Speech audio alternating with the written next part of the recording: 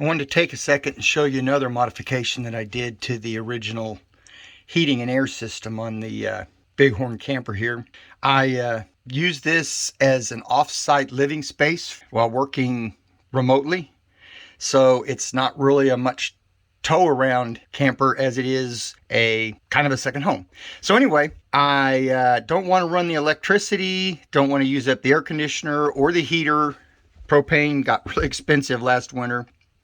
So I got this Honeywell Home, and I can program it to basically 4 settings: on off in the morning and on off in the evening. I was disappointed. I thought it was going to be able to do it for a 7-day week so I could schedule the weekends different when I do go home, but you can't do that. So like right now I'm getting ready to leave and I've got it on a hold and I've got it set to 88 degrees, which means when I get back next week it's going to be hot in here. But I just don't like running the air conditioner that much. But the wiring on this was pretty simple. I have a dual therm, so that means 2-stage air conditioner fan, which kind of complicates things a little bit. So here, as you can see, is the wiring. This red one right here, I just have taped off at the moment.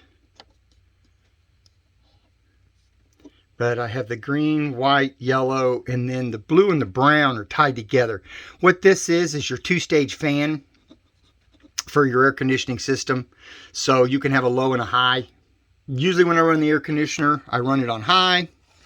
So that's what kind of the default is if they're together.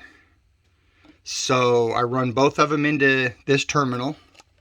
I'm going to pause for a second so you can see how they match up.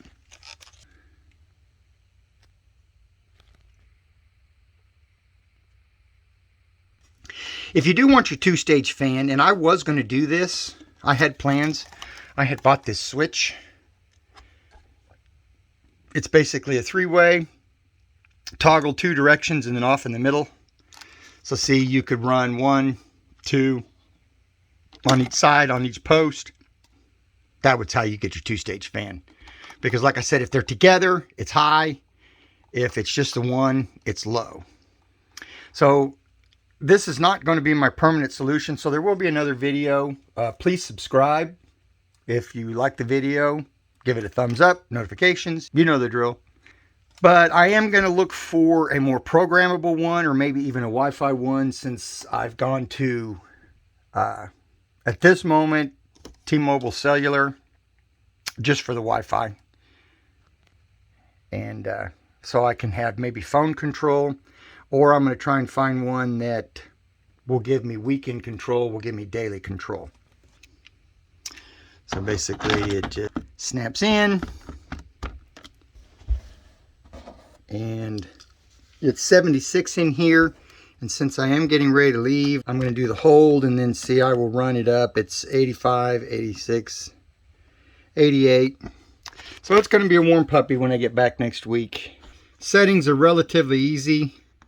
You just got the set button, and as you can see, you just press it, and then, so at 5 a.m. it comes on, there's the temp, 7:15 it goes off, there's the temp for the day. At 4 o'clock I have it come on, and there's the temp. At 8 o'clock, winding down for the night, I have it go on, and that's what it runs all night. And that's what it is in there right now. Again, I'm going to put it on hold. This is the run. And this is the hold. And then I will set my hold temperature. 87.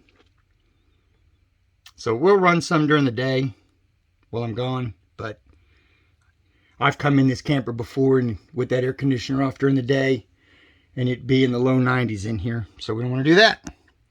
I will post another video when I get whatever I'm going to go to that might have some programming or might even be Wi-Fi.